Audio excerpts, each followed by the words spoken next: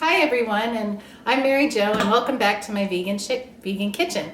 This will be my second video, and today I want to make vegan tie-dye pizza. This recipe was inspired by a vegan pizza that my husband and I had at the Mellow Mushroom, which is a chain restaurant we ate at one in Charleston, South Carolina, and we've eaten in one in Asheville, North Carolina. And on their menu, they have a vegan pizza. I would say the Mellow Mushroom is a pretty vegan-friendly place. If you're ever in areas where there is a Mellow Mushroom, I'd tell you to give it a try. Their food's pretty good, and their cocktails are good too, if you so partake. Here are the ingredients for the vegan tie-dye pizza. Again, it is a very easy and straightforward recipe, and it's a bit nicer than just a standard tomato cheese pizza. It's a really, really nice change up. I wanted to say a little bit about this sauce. It is available at Wegmans. If you do not have a Wegmans near you, you can probably go into the Asian or foreign food section of your local grocery store and look for Thai or Chinese sauce. This is more more sweet than it is spicy. So you want a sweeter sauce because this is a Thai inspired pizza. So you want, Thai is kind of spicy and sweet. So you want sweet. Also, we're going to use this product from Tofurky today. You can use any vegan chicken substitute. This is just what we have in our fridge. We've used it before. It's pretty good. Okay, so we're going to begin to make our pizza. The first thing you do is you take your Betty Crocker or whatever vegan pizza crust mix is that you want to use. You just mix it to the package directions, and here it is. And you have to let it rise for about 5 minutes. So you cover it and let it rise. And while that's doing its thing, then what you can do is you can make some of your toppings. This is the garlic part of the topping. So you want to take 3 tablespoons of olive oil and put it in a bowl. And then what you're going to do is take 2 cloves of garlic. Now these cloves of garlic, this one's huge and the other one's tiny. So, just if you like a lot of garlic, you can probably use more. So there's the first one. And I do like to use a garlic press for this. If you do not have a garlic press, just chop it. It's fine. It doesn't really make a big difference. So you just put that in there, and you can, if you have a garlic press, I do this. I clean everything out of the press and put it into the oil. Okay, and you also want to put a little bit of salt on that.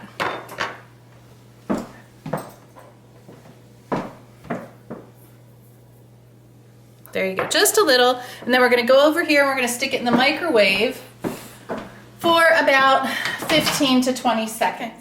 Okay, this has now just come out of the microwave, and I'll tell you, when it comes out after 15 to 20 seconds, it'll be bubbly and it'll be very, very fragrant. So you know that it's warmed and the garlic has released its taste, and it'll be a nice, tasty olive oil to go on the pizza. The next thing we're going to do is we're going to make the curry chicken, fake chicken, to go on top of the pizza. So you can use the Thai Kitchen brand red curry paste, and I also use just plain old regular curry powder.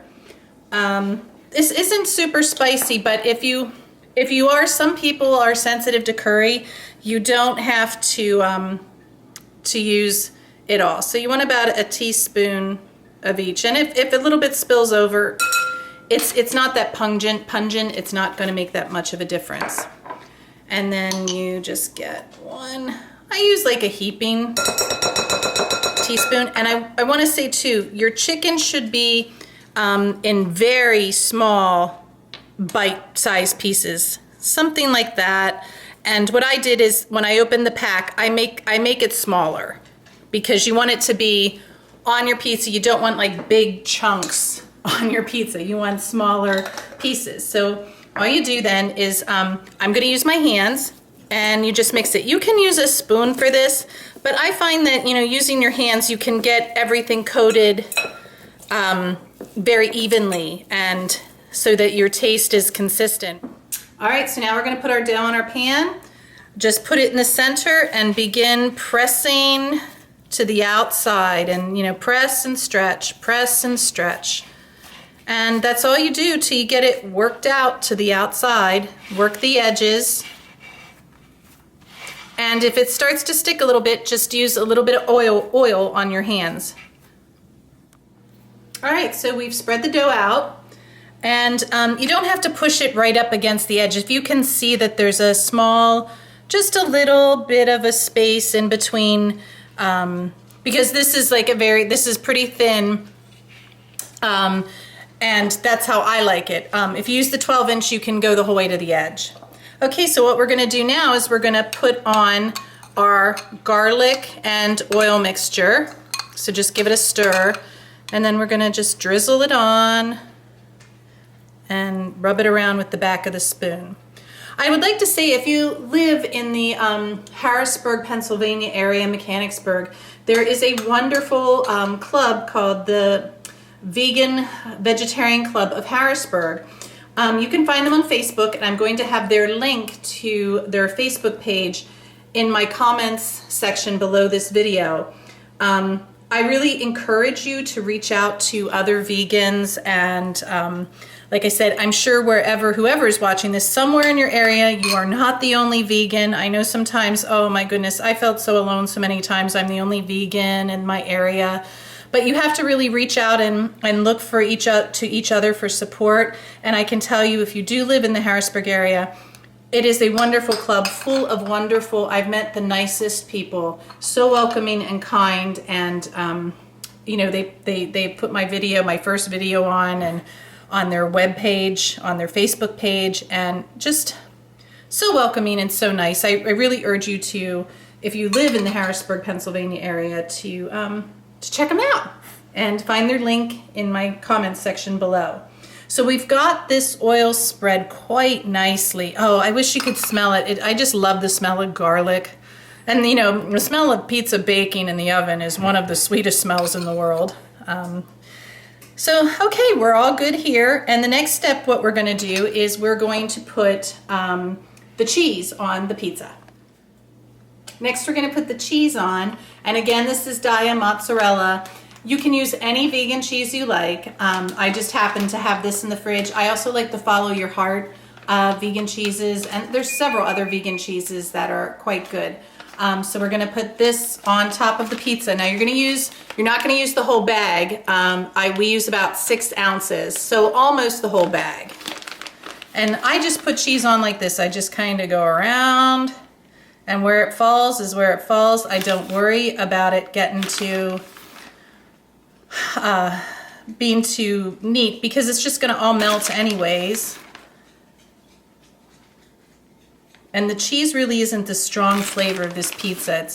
It's the meat, the fake meat, the tomato, and the chili sauce. The sweet chili sauce is so, so good.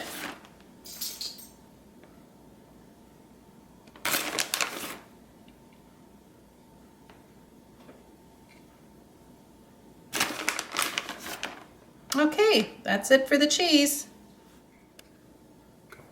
Okay, next we're gonna put the flavored fake chicken onto the pizza. And what I had said earlier, you don't use all of this. You kind of use a little bit more than half. And I just go around and just start dropping it on.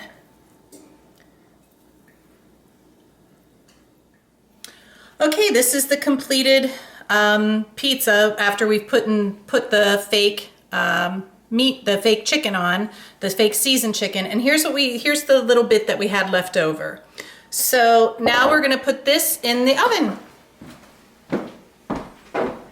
Now everyone's oven is different. In my oven, this takes 14 minutes at 450 degrees. So in 14 minutes, we are going to have a wonderful pizza. Wait till your crust is golden brown. You're gonna have to watch it because like I said, everyone's oven is different. So when your crust starts to turn golden brown, your pizza is done. Okay, so while your pizza is in the oven, you can chop your cucumber and your tomato. So this is basically about 1/4 of a cucumber, and you wanna slice it right down the center, and then you just wanna quarter it nice and not too thick. I don't like the cucumber too thick. I just like it nice sized. And there's your cucumber. And then your tomato, just take the end off, cut it in half, and then the same thing. Just go down the center. And these you can do a little bit bigger. Don't cut your finger.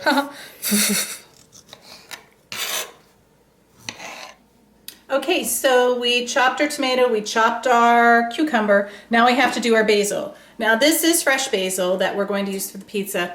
If you are in a pinch and you cannot get fresh basil, we have used dried basil with this pizza.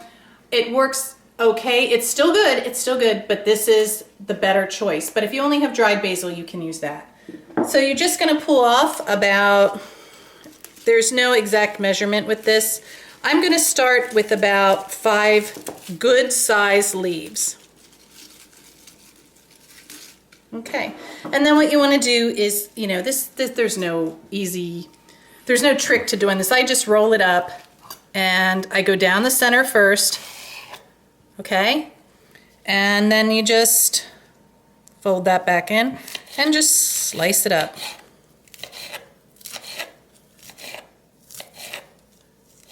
You just want nice pieces because you want the taste of the basil. Basil's a big spice in Thai cooking, and this really adds some really nice flavor to this pizza. So there you go. There's your basil. Okay, here's our pizza out of the oven. As you can see, the crust is a lovely golden color. And I'll tell you what, it smells so good. So what we're gonna do now is we're just gonna put the tomato on and, you know, just go around. There's no perfection to this. It's however you wanna do it. If you like tomato, use the whole thing. If you like a little bit less tomato, don't use all of the tomato. Okay, so we're just finishing up, we put all the tomato on. We did use all of the tomato, and this is all of the cucumber. And I just, as you can see, there's no rhyme or reason, just put it on however you want. And now we're gonna just sprinkle the basil on top.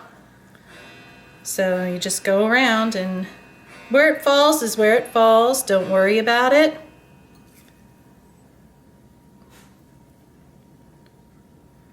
Oh, this just smells so good. And it tastes good too. I can't wait to eat it. I'm just getting ready to watch the Super Bowl, so we're kind of doing this in a hurry because we want to see the game. So there you go. Now your basil is on, and we're going to go ahead and put your drizzle on, your sweet chili sauce drizzle. So I just start in the center and I go kind of out in a concentric circle. And as you can see, there's chunks in there, and sometimes you have to squeeze a little bit more to get the chunks out. I like probably a little bit more of this than, I like to taste it. So don't be cheap with this. And I think it's just about finished. Okay, so here you have your Inspiration tie-dye pizza, and it's ready to cut, and in the next part we'll show you how we cut it and eat it. Okay, the pizza is all cut. And I would like to say that this is great as a meal, but it is also great for parties as an appetizer. If you're gonna serve it as an appetizer, you can actually cut it into, this is cut into eighths right now. You can cut this into like tenths. You don't wanna go too skinny on this because you've gotta get all the flavors, but you can use this as an appetizer as well. Okay, here's my piece. And oh man, I want to eat this. Okay, here we go. We're going to taste it. Make sure it turned out all right. Before you serve it to the guests, you always got to make sure it tastes, you know, good. So let's put this down. All right, let's try it.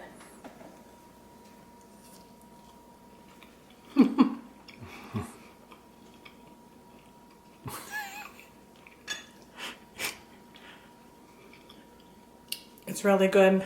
I wish you could have it. Is it wrong to like your own cooking?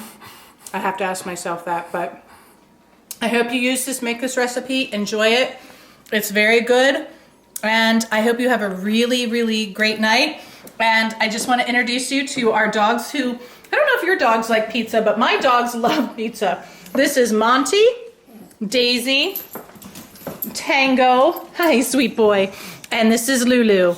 These are our rescue dogs who are waiting for their pizza too. And I wish you all a good evening. Thanks for watching my video, and my vegan friends, I love you.